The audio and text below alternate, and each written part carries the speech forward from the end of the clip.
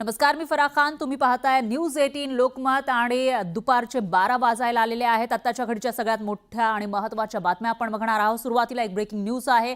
वाल्मिक कराडला न्यायालयीन कोठडी दिल्यानंतर आता न्यायालयीन कोठडी दरम्यान कराडला स्लीप ॲपनिया आजार असल्याची माहिती आहे आणि त्यानंतर CPAP मशीन देण्याची वकिलांना मागणी केलेली आहे. तर वाल्मिक कराड ज्याच्यावर आरोप आहे खंडणीचा, त्याचबरोबर संतोष देशमुख हत्या प्रकरणाचाही आरोप आहे. वाल्मिक कराडला आता आज न्यायालयामध्ये हजर करण्यात आलं होतं आणि न्यायालयीन कोठडी सुनावलेली आहे. त्यानंतर आता त्याच्या वकिलांनी स्लीप ॲपनिया असल्यानं CPAP मशीन देण्याची मागणी केलेली आहे. त्यामुळे न्यायालय आता याच्यावर काय निर्णय देणार ते बघावं लागेल. संतोष देशमुख हत्या प्रकरण त्याचबरोबर खंडणी प्रकरणामध्ये वाल्मिक कराडची चौकशी केली जाते. त्याच्यावर गंभीर स्वरूपाचे आरोप केले जात आहेत आणि मागील काही दिवसांपासून तो कोठडीमध्ये आहे आणि आज पुन्हा एकदा त्याला हजर केलेलं होतं न्यायालयामध्ये. त्यावेळेला न्यायालयीन कोठडी सुनावलेली आहे न्यायालयानं आणि आता त्याला CPAP मशीन द्यावी अशी मागणी त्याच्या वकिलांनी केलेली आहे. तर मोका अंतर्गत सुद्धा गुन्हा दाखल आहे आणि इतरही अनेक गुन्हे वाल्मिक कराडवर दाखल आहेत आणि त्या बाबतीमध्ये चौकशी केली जात असतानाच आता वाल्मिक कराडच्या वकिलांनी ही मागणी केली आहे.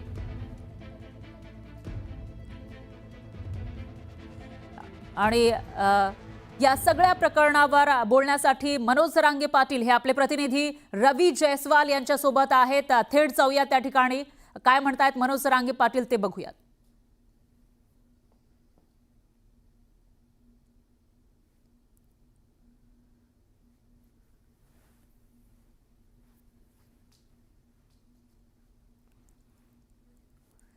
तर वाल्मिक कराडला 14 दिवसांची न्यायालयीन कोठडी सुनावण्यात आली आहे. त्याच्यानंतर त्याच्या वकिलांनी आता एका मशीनची मागणी केली आहे. स्लीप ॲपनिया आजार आहे त्याच्यामुळे. आणि दुसरीकडे मनोज जरांगे पाटील हे सुद्धा या प्रकरणामध्ये आरोप करताना आपल्याला दिसून येत आहेत. कडक शिक्षा व्हावी अशी मागणी करताना दिसून येत आहे. संतोष देशमुख यांची हत्या झालेली होती. निर्घृणपणे त्यांचा खून करण्यात आला होता बीडमध्ये आणि त्यानंतर राज्यभरामध्ये राज्याला एक हादरा बसलेला होता आणि त्यानंतर या घटनेचा निषेधही केला जात होता. त्याच पार्श्वभूमीवर मराठा समाजाकडून सुद्धा या घटनेचा निषेध करण्यात आला आहे. दरम्यान मनोज जरांगे पाटील हे आंदोलनामध्ये सहभागी होताना दिसून येत आहेत. ज्याच्या वेळेला संतोष देशमुख यांना न्यायाची मागणी करण्यासाठी आंदोलनं केली जात आहेत त्या ठिकाणी मनोज जरांगे पाटील हे आपल्याला दिसत आहेत. आता याच प्रकरणामध्ये आरोपी असलेला वाल्मिक कराड याला न्यायालयीन कोठडी सुनावण्यात आली आहे. दरम्यान त्याच्या वकिलांनी स्लीप ॲपनिया असल्यानं ACPC मशीन सुद्धा मागितलेली आहे. त्या पार्श्वभूमीवर ज्या पद्धतीने आतापर्यंत हा सगळा तपास करण्यात आला आहे त्यावर मनोज जरांगे पाटील यांचं नेमकं काय म्हणणं आहे, त्यांचं समाधान झालेलं आहे का ते जाणून घेण्याचा प्रयत्न आपण करणार आहोत. आपले प्रतिनिधी रवी जयस्वाल त्यांच्यासोबत जोडले गेले आहेत. थोड्याच वेळामध्ये ते आपल्यासोबत असतील. दरम्यान आत्ताची जी माहिती आहे त्यानुसार VC द्वारे कराडची सुनावणी झालेली होती. कारण मागच्या वेळेला जेव्हा कराडला न्यायालयामध्ये हजर केलं होतं त्यावेळेला त्याच्या समर्थकांनी तिथं गोंधळ घातल्याचं दिसून आलं होतं. दरम्यान पुन्हा एकदा जाऊयात आपले प्रतिनिधी रवी जयस्वाल यांच्याकडे. दरम्यान आपले प्रतिनिधी सुरेश जाधव हे सुद्धा या प्रकरणाचे प्रत्येक अपडेट आपल्यापर्यंत पोहोचवत आहेत. आपण त्यांच्याकडे जाऊयात. रवी जाधव यांच्याकडे जाणार आहोत. मात्र त्याआधी सुरेश जाधव रवी जयस्वाल यांच्याकडे जाणार आहोत, माफ करा, पण त्याच्या आधी सुरेश जाधव यांच्याकडे आपण जाऊयात. सुरेश, काय सांगाल? VC द्वारे हजर करण्यात आलेलं होतं वाल्मिक कराडला, नेमकं काय काय घडलं या सुनावणी दरम्यान? आज वाल्मिक कराड याला VC द्वारे माननीय मोक्का न्यायालयाच्या समोर हजर करण्यात आलं होतं. त्यावेळी जे तपासी यंत्रणा आहे, तपासी यंत्रणांनी आतापर्यंतचा जो तपास आहे तो तपास केलेला आहे आणि आता MCR देण्यात यावा अशा पद्धतीचं ज्यावेळेस सबमिशन केलं त्यानंतर माननीय न्यायालयाने वाल्मिक कराड यांना मोक्का आणि हत्या प्रकरण आहे या दोन्ही हत्या प्रकरणामध्ये MCR देण्यात आलेला न्यायालयीन कोठडी दिली गेली. विशेष जर आपण यामध्ये बघितलं तपासी यंत्रणांनी एक अधिकार राखून ठेवलेला आहे. ज्यावेळी वाल्मिक कराड यांची तपासणी करायची असेल, चौकशी करायची असेल त्यावेळेस त्यांना बोलवलं जाऊ शकतं. म्हणजे हा जो अधिकार आहे PCRचा, ज्याला रिमांडचा अधिकार म्हटलं जातो, तो रिमांडचा अधिकार अबाधित ठेवून MCR देण्यात आलेल्या. आतापर्यंत गेल्या 22 दिवसापासून वाल्मिक कराड यांची चौकशी कसून करण्यात येत होती. खंडणी प्रकरणामध्ये अगोदर 14 दिवसाचा रिमांड देण्यात आला होता. पोलीस कोठडी CID कोठडी देण्यात आली होती. त्यानंतर 15 तारखेला ज्यावेळेस मान्य न्यायालयासमोर हजर केलं त्यानंतर 7 दिवसाची पोलीस कोठडी देण्यात आली होती. तब्बल 22 तास हे 22 दिवस हे वाल्मिक कराड हे चौकशीच्या फेऱ्यामध्ये होते. CID असेल, तपास यंत्रणा, त्यामध्ये SIT असेल, वरिष्ठ अधिकारी हे त्यांची कसून चौकशी करत होते. त्यानंतर आता तपासाचा जो पहिला टप्पा आहे, प्राथमिक टप्पा आहे, तो संपल्यानंतर त्यांना आता MCR दिलेला आहे आणि आता इथून पुढे जर कृष्णा आंधळे याला जर अटक केली तर परत वाल्मिक कराड यांना बोलवलं जाईल, परत त्यांचा PCR घेतला जाईल आणि समोरासमोर चौकशीचा करण्याच्या अनुषंगाने देखील मागणी केली जाऊ शकते. मात्र एकूणच जर आपण या संपूर्ण प्रकरणामध्ये बघितलं तर सुरुवातीला वाल्मिक कराड यांना PCR दिल्यानंतर वाल्मिक कराड यांनी स्लीप ॲपनिया हा जो आजार आहे, आजाराचं कारण दाखवून सीपॅप मशीन मागितली होती, ती तालुका न्यायालयानं स्वीकारली देखील होती. मात्र आता विशेष न्यायालयानं म्हणजे मोक्काचं विशेष न्यायालय आहे यानं ज्यावेळेस एमसीआर केल्यानंतर आता परत तशाच पद्धतीने वकिलांनी देखील मागणी केली आहे आणि जेलमध्ये ज्यावेळेस वाल्मिक कराड जातील तर त्यांना स्लीप ॲपिमिया असल्या कारणानं सीपॅप मशीन देण्यात यावी अशी मागणी केली आणि माननीय न्यायालय त्या संदर्भात आता काय निर्णय घेते हे देखील पाहणं महत्त्वाचं आहे. तर आज ज्यावेळेस वैद्यकीय तपासणी पथकानं केलेली होती वाल्मिक कराड याची, त्यावेळेस त्याला सर्दी, खोकला आणि ताप अशा पद्धतीची लक्षणं देखील आढळून आली होती. गोळ्या, औषधाने आणि त्याच्यावरती उपचार देखील करण्यात आलेला होता. मात्र आज एमसीआर झाल्यानंतर आता वाल्मिक कराडाला कुठेतरी सीआयडी कोठडीतून आता थोडासा दिलासा मिळून आता एमसीआर कोठडीमध्ये ते जाणार असले तरी देखील या संपूर्ण प्रकरणामध्ये आपण जर पाहिलं तर तपासाच्या ज्या यंत्रणा तपास करतायत त्या अनुषंगानं काल जो व्हिडिओ समोर आलेला होता त्या व्हिडिओमध्ये हे सगळे एकत्रित बसलेले होते आणि संघटित गुन्हेगारी त्या आता ती न्यायालयीन प्रक्रिया ती तर होतच राहणार आहे. परंतु काय झालंय, कोणची कोठडी दिली काय मला माहित नाही, कशी दिली काय. परंतु मुख्यमंत्र्यांकडे जी आशा आहे की आता ते सीसीटीव्ही पण काल बाहेर आलाय आणि सीसीटीव्ही बाहेर आल्यामुळं हा पक्का नंबर 1चा मुख्य आरोपी खुनातला. कारण खून करणाऱ्यापेक्षा आणि खंडणी मागणाऱ्यांपेक्षा संघटित गुन्हेगारी करून करणारा आणि सामूहिक कट रचणारा हा सगळ्यात मोठा गुन्हेगार असतो. त्यामुळे मुख्य आरोपीच आता हा आहे. त्यामुळे सरकारनं याची कसून चौकशी करणं खूप गरजेचं आहे. आता ते कोणची कोठडी द्यायची काय ते त्यांचा प्रश्न आहे. त्यात का दिली असावी, का नाही दिली नसावी, त्याच्यात त्यांचे काही पर्याय ठेवलेले असतील. माननीय न्यायदेवता 100% यांना सगळ्यांना फासावर लटकवणार आहे, त्याशिवाय सोडतच नाही आणि सोडायला पण नाही पाहिजे. परंतु तपास यंत्रणांनी आता कसून प्रयत्न करून कालच्या सीसीटीव्ही हा खूप मोठा पुरावा आता सरकारकडे, तपास यंत्रणेकडे.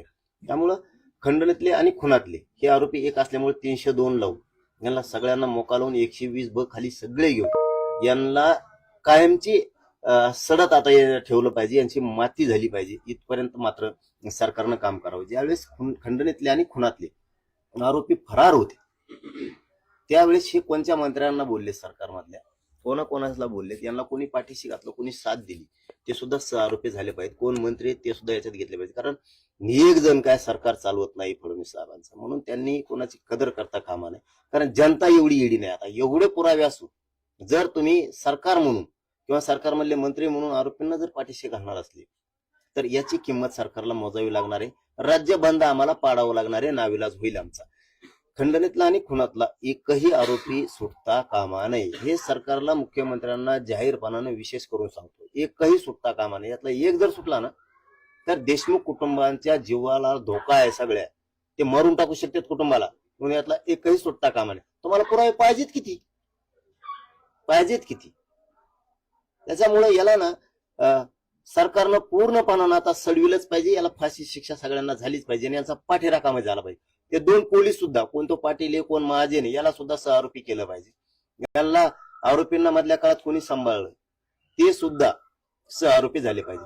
आणि आता ईडी सुरू झाली पाहिजे. यांची प्रॉपर्टी कुठं आहे, काय आहे, कुठून पैसे आणले, इतकी कशी, कारण ही प्रॉपर्टी त्याची नाहीच, इतकी त्याची नाही. पापेनी केलंय दुसऱ्यांसाठी, आपण फेडायची वेळ त्याला चालली. आता त्याची नाही, हे कोणत्या तरी मंत्र्याची प्रॉपर्टी सगळी. त्यामुळे हे सगळं आता याचा खुलासा झाला पाहिजे. सगळ्यांचे यांनी कसा सामूहिक कट त्या कुठल्या कार्यालयात बसून केला, कशा खंडणी मागायला लावली, कसा खून केला, पळून कसे गेले, यांना पैसा कोणी पुरवला, गाड्या कोणी पुरवले, घर कोणी पुरवले, आणि खंडणीतला आरोपी सरमाडका कोणी, हे खरमाड्या हे मुख्य आरोपी. याला सोडू नका. आणि यांचा पाठीराखा कोण, यांनी प्रॉपर्टी कोणासाठी जमवली, खंडणी कोणासाठी मागितली, खून कोणासाठी केला, ते सुद्धा आता परत हा कामा नाही. याच्यामध्ये वाल्मिक कराड यांच्या वकिलांनी एक मागणी केली आहे की वाल्मिक कराड यांना जे आहे ते स्लीप एपिनिया नावाचा आजार आहे, त्यामुळे त्यांना जे आहे ती क्रॅप मशीन देण्यात यावी अशी मागणी केली. मशीन काय त्याला कपडे शिवतो काय, आत बसून काय त्याला काय आलंय, खातो इकडं लोक मारितो, पाप केले दुसऱ्यासाठी. फेड ना आता फेडावंच लागणार आहे. फक्त सुटता कामा नाही. मुख्यमंत्र्यांकडे आमचं एवढंच म्हणणं आहे, एकही सुटता कामा नाही. कोणची कोठडी मिळून दी, ते कोठडी फेठडीचं आम्हाला माहित नाही, कारण आम्ही कायद्याचा सन्मान करतो आणि त्यातलं माहित नाही कोणचीला काय आणि कशाला काय. त्याच्यामुळं तो तपासाचा भाग आहे, न्यायदेवतेचा भाग आहे, न्याय मंदिराचा भाग आहे, तो न्यायालयाचा विषय. पण न्यायालय आता यांना कोणाला सोडणार नाही ही आशा आहे. आणि याच्या पलीकडची सगळ्यात मोठी आशा आणि अपेक्षा फडणवीस साहेबांकडून, कारण त्यांनी ना शब्द दिलेला की एकही आरोपी सुटू देणार नाही. आणि त्या शब्दावरती मराठी शांत आहेत. मराठ्यांना पुन्हा छेडायचं काम मुख्यमंत्र्यांनी करू नये आणि मराठ्यांचा रोष अंगावर घेऊ पण नाही. याचं कारण आणखीन एक आहे की तुमच्या घरी फडणवीस साहेब देशमुख कुटुंब आलं होतं. हो, आणि ते तुमच्या आशेवरती की एक आरोपी सुटणार नाही. जर त्यातला सुटला ना, देशमुख कुटुंबाचा सगळ्या मर्र झाला म्हणून समजा. हो, आणि तुम्ही कुटुंब तुमच्या घरी आलेलं आहे, त्याच्यामुळे तुम्ही देशमुख कुटुंबाचा अपमान नाही करू शकत.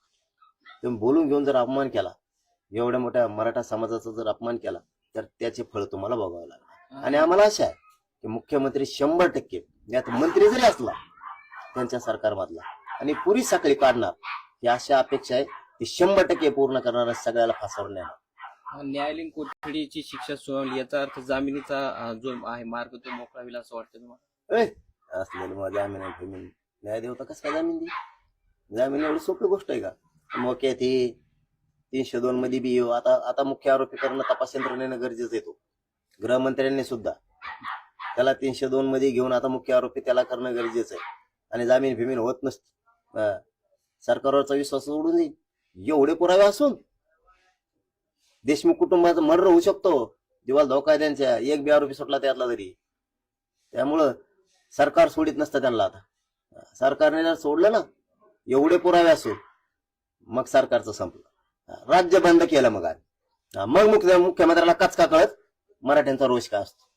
पण हे होणारच नाही, हे सुद्धा आम्ही खात्रीने सांगतो की मुख्यमंत्री याला एकालाही सोडत नाही. कारण कुटुंब घरी आलेले तुमच्या फडणवीस साहेबांचे, तुम्ही नाही आलेले देशमुख कुटुंबाच्या घरी. त्यामुळे इतका खून पचवण्याचा प्रयत्न मुख्यमंत्र्याकडून कधीच होणार नाही. आणि त्यांना सगळ्यांना फासावर लटकवतील ही सगळ्यांना अपेक्षा जर भंग झाली ना, तर ही रोष परवडणारा मुख्यमंत्र्याला नसणार आहे. त्यामुळे 100% मुख्यमंत्री कोणाची अपेक्षा आणि जी आशा आहे त्यांच्याकडे ती कमी होऊ देणार नाही. मन जिंकतील. यांना सगळ्यांना सजा लावून धनंजय मुंडेची सगळी टोळी गुतून 100% न्याय देतील ही आशा वाट बघ.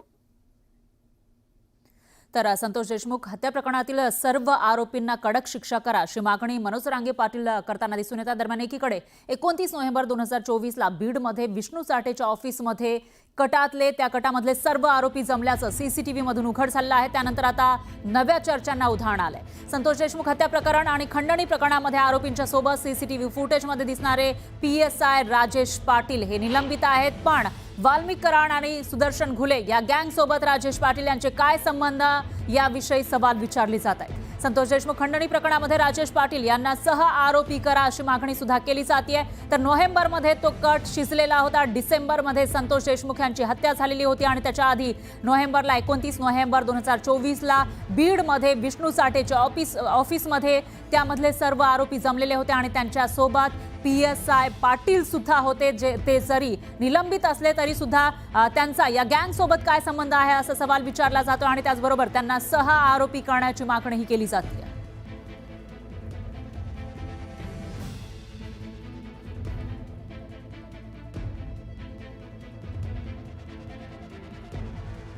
तर हे PSI राजेश पाटील नेमके कोण आहे ते बघूयात ग्राफिक्सच्या माध्यमातून. ज्यांना सह आरोपी करण्याची मागणी केली जाते. PSI राजेश पाटील हे सहाय्यक पोलीस निरीक्षक आहेत. केज जिल्हा कार्यक्षेत्र केज बीड जिल्हा महाराष्ट्र इथले ते सहाय्यक पोलीस निरीक्षक होते. तर केज पोलीस ठाण्यामध्ये सहाय्यक पोलीस निरीक्षक म्हणून ते कार्यरत होते. या ठिकाणी त्यांनी काम केलेलं आहे. आणि त्याचबरोबर सरपंच संतोष देशमुख हत्या प्रकरणामध्ये संशयास्पद भूमिका त्यांची मानली जाते. संशय व्यक्त केला जातो त्यांच्या भूमिकेवरून. तर 29 नोव्हेंबर 2024च्या व्हिडिओमध्ये कराड सोबत राजेश पाटील सुद्धा दिसले होते. संशयास्पद भूमिकेमुळे राजेश पाटलांचं निलंबन करण्यात आलं आहे. तर संबंधित प्रकरणाचा चौकशी अहवाल प्रतीक्षेत आहे.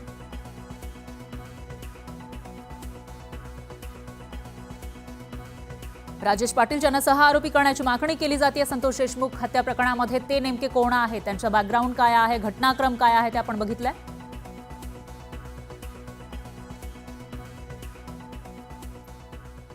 दरम्यान मसाजोगचे सरपंच संतोष देशमुख हत्या प्रकरणामध्ये आरोपींच्या संबंधित रोज एक नवीन माहिती समोर येते. संतोष देशमुख यांचा मारेकरी असलेल्या विष्णू चाटेनं बीडऐवजी लातूर कारागृहाची मागणी का केली याबद्दल नवीन माहिती अंजली दमानिया यांनी समोर आणलेली आहे. तर लातूर कारागृहामध्ये आरोपी विष्णू चाटेच्या संबंधित नातेवाईक आणि जवळचे लोक असल्यानंच त्यानं त्या कारागृहाची मागणी केल्याचा दावा अंजली दमानिया यांनी केलाय. विष्णू चाटेच्या जवळचा नातेवाईक नारायण मुंडे आहे आणि दमानिया यांनी त्याचा उल्लेख सुभेदार असा केलाय. तर दुसरा मुरलीधर गीते हा बंदूकवाल्या फडचा मेहुणा असल्याचं दमानिया यांनी म्हटलेलं आहे. आणि तिसरा व्यक्ती आहे श्रीकृष्ण चौरे, हा चाटेचा मावस भाऊ आणि 5 पोकलेनचा मालक असल्याची माहिती दमानिया यांनी दिलेली आहे. त्यामुळं आता नव्या चर्चांना उधाण आलेलं आहे. तर तात्काळ या प्रकरणाची सुनावणी मुंबईला हलवण्यात यावी आणि गुन्हेगाराला ऑर्थर रोड जेलमध्ये ठेवा अशी मागणी अंजली दमानिया यांनी केलेली आहे. तर संतोष देशमुख हत्या प्रकरणातला प्रमुख आरोपींपैकी एक असलेला विष्णू चाटे याला जेलची चॉईस का दिली असा सवाल यामुळे उपस्थित होतोय. लातूर जेलमध्ये चाटेच्या जवळचे लोक असल्याचा आरोप अंजली दमानिया यांनी केलेला आहे. त्यामुळेच लातूर जेलची निवड केल्याचं अंजली दमानिया म्हणत आहेत.